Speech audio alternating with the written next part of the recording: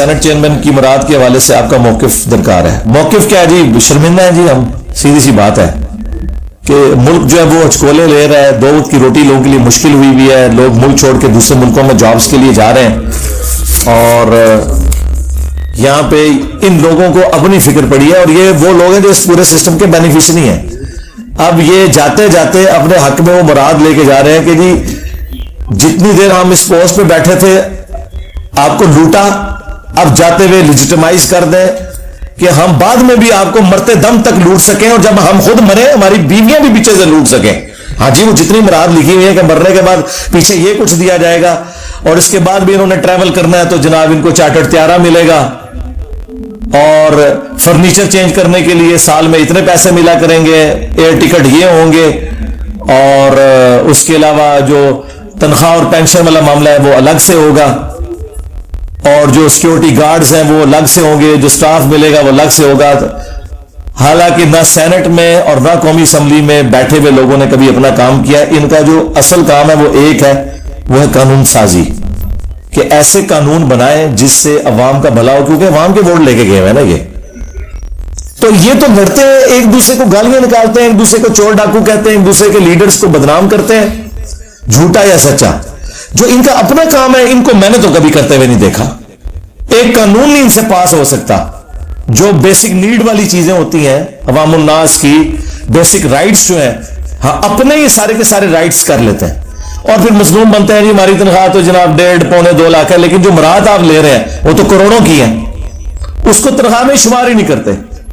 اور پھر جس طریقے سے یہ لوگ بنتے ہیں, 15-20 کروڑ کی ایک سینٹ کی سیٹ بکتی ہے پاکستان میں, تو جو 20 کروڑ کی یہ سیٹ خرید کے ہے تو آپ سمجھ سکتے ہیں کہ اس کے بعد وہ کم از کم 100 کروڑ تو کمائے گا نا, کم از کم 20 اپنے وہ نکالے گا اور 80 اس کا پروفٹ ہوگا.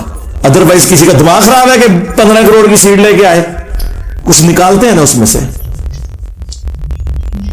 تو یہ تو شرم سے سر جھکنے والی بات ہے ہمارے حکمرانوں کا, ہمارے اشرافیہ کا, ہماری اسٹیبلشمنٹ, عدلیہ اور باقی جتنے بھی ادارے ہیں, ان کے لیے یہ لمحہ فکری ہے کہ عوام آپ کی ایک ایک چیز نوٹ کر رہی ہے.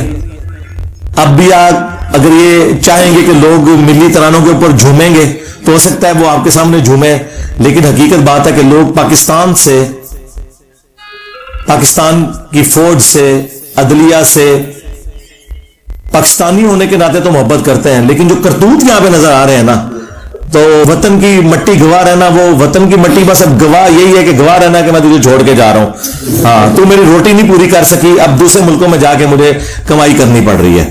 ہاں بس اگر کوئی سلسلہ بنا تو میری لاش آ جائے گی اور وہ یہاں پہ دفن ہو جائے گی, ادروائز جو ہے نا بس گواہ رہنا کہ میں نے محبت کی اس ملک کے ساتھ, لیکن یہاں جو ہمارے ادارے تھے, ہمارا اشرافیہ تھا, ان کے لیے تو یہ جنت ملک بنا ہوا ہے, لیکن غریب لوگوں کے لیے کچھ بھی نہیں.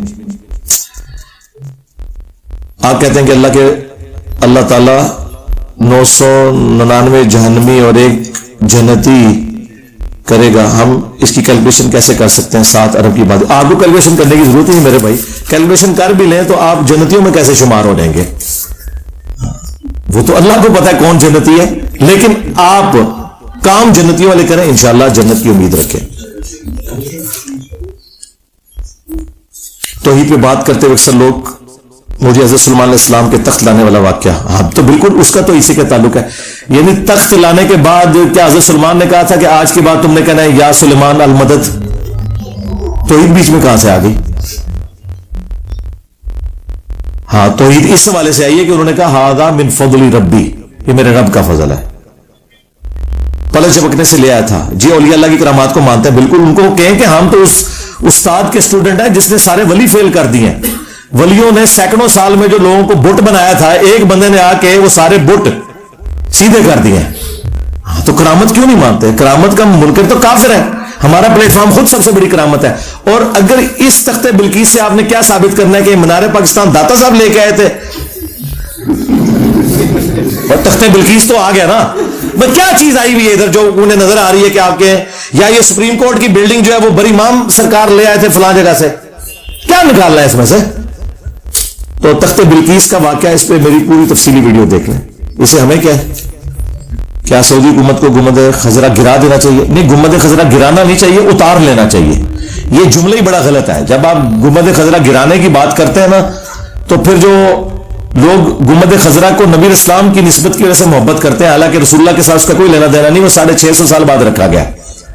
صحابہ تابعین تبع تابعین کے زمانے میں نہیں ہے، بلکہ خود بریلویوں کے علماء الیاس قادری صاحب نے اپنی کتاب میں لکھا ہے کہ اگر ہمیں بدعت کی بات کرتے ہو تو گنبد خضرا بھی تو بدعت ہے، یہ بھی تو حضور کے زمانے میں نہیں تھا. وہ خود مانے ہوئے ہیں کہ یہ بعد میں رکھا ہوا ہے. فتاوی رضویہ میں اعلیٰ حضرت نے خود مانا ہوا ہے. اس کے اوپر میری تفصیلی ویڈیو ہے، گنبد خضرا کی ہسٹری آپ لکھیں.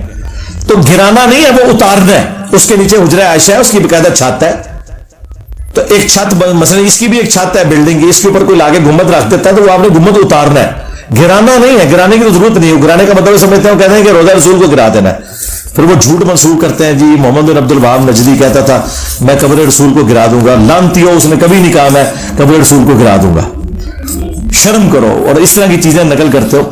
اس نے یہ بات کی تھی کہ مزارات نہیں ہونے چاہیے یہاں پہ، تو یہ بات تو بالکل ٹھیک ہے، اتار لینا چاہیے اوپر سے. کچھ لوگ کہتے ہیں اینک لگانے سے نماز نہیں ہوتی. نہیں، بالکل غلط ہے، ہو جاتی ہے نماز. کیوں نہیں ہوتی؟ اینک لگانے سے آپ کا ماتھے کا یہ حصہ تو لگ جاتا ہے نا. البتہ یہ ناک کی ہڈی لگنا بھی ضروری ہے، لیکن چونکہ شرعی عذر ہے، اینک لگے ہوئے یہ نہیں لگتی، لیکن ماتھا لگ گیا تو ماتھا اصل ہے.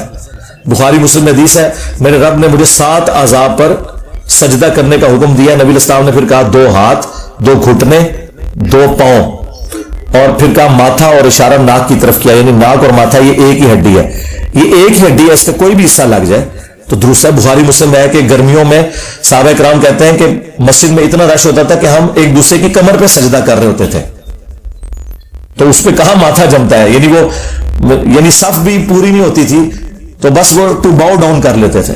بخاری مسلم میں ہے کہ نبی الاسلام اس زمانے میں سپیکر تو نہیں تھا، آپ قیام جو ہے نا وہ ممبر کے اوپر چڑھ کے کرتے تھے نماز کا قرات، اور رکوع اور سجدے کے لیے ممبر کی سیڑھیاں اترتے تھے اور باقی نماز اس طرح پڑھتے تھے.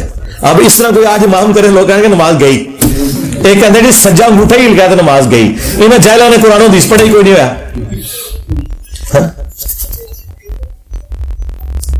ہم طالب علم خلافت کے حامی ہیں. جی تو کریں نا، اچھی بات ہے نا، ہم بھی یہی کام کر رہے ہیں. ہمیں کیا کرنا چاہیے؟ بریلوی دیوبندیوں کو توحید کی تبلیغ کرنی چاہیے، ڈاکٹر سرار کا طرز عمل اپنانا چاہیے، خلافت کے دائی بنے. جی آپ دونوں کام کریں جو ہم کر رہے ہیں، کہ ہم توحید کی تبلیغ بھی کر رہے ہیں اور خلافت کا دائی بھی بنا رہے ہیں. دیکھیں نا، خلافت کا تعارف تو ہم نے کرایا. آپ تو بنو امیہ کو آج تک رضی اللہ عنہ ہی کہتے رہے، ہاں یزید کو آپ رحمت اللہ علیہ کہتے رہے، تو ہم نے خلافت کا تعارف بھی تو ہم ہی کروا رہے ہیں. یہ سارے کام ہم ہی کر رہے ہیں. اقامت دین اور پاکستان میں نظام خلافت، یہ 2 الگ سے میری ویڈیوز ہیں، یہ آپ دیکھ لیں. دین کی تعلیم کیسے حاصل کریں، جس طرح آپ حاصل کر رہے ہیں آپ ہماری ویڈیوز کے ذریعے. خود قرآن و سنت پڑھیں.